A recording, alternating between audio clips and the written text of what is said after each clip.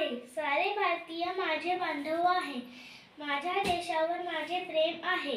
म्हणून मी तुम्हाला दोन शब्द सांगणार आहे. तरी ते तुम्ही शांततेने ऐकावे ही माझी नम्र विनंती. उत्सव तीन रंगांचा आभाळी आज सजला. उत्सव तीन रंगांचा आभाळी आज सजला. नतमस्तक मी त्या सर्वांचा ज्यांनी भारत देश घडवला. नतमस्तक मी त्या सर्वांचा ज्यांनी भारत देश घडवला.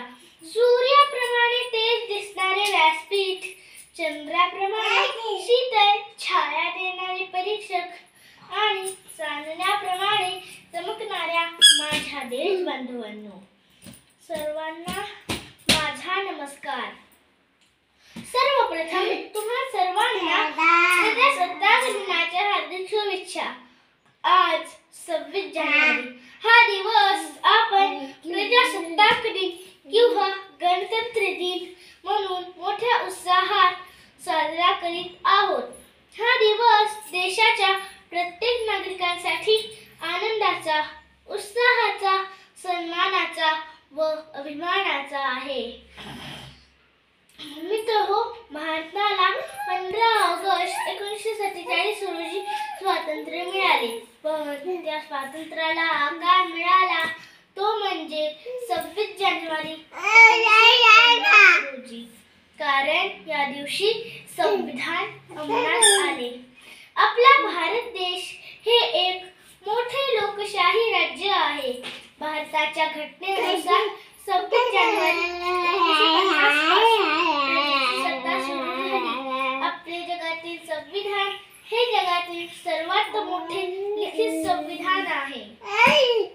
या दिवशी राजधानी नवी दिल्ली येथे भव्य कार्यक्रम आयोजित केला जातो. राष्ट्रपती ध्वजारोहण करतात व 21 तोफांची सलामी दिली जाते. त्या शूर गाजवलेल्या सैनिकांना राष्ट्रपतींच्या हस्ते अशोक चक्र, कीर्ती चक्र हे मुख्य पुरस्कार देण्यात येतात.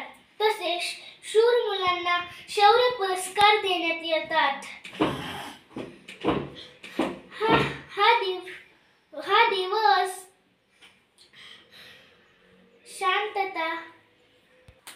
या दिवशी विशेषतः व सरकारी संस्था, शैक्षणिक संस्थांमध्ये देशभक्तीशी संबंधित सांस्कृतिक कार्यक्रम व स्पर्धा आयोजित केल्या जातात.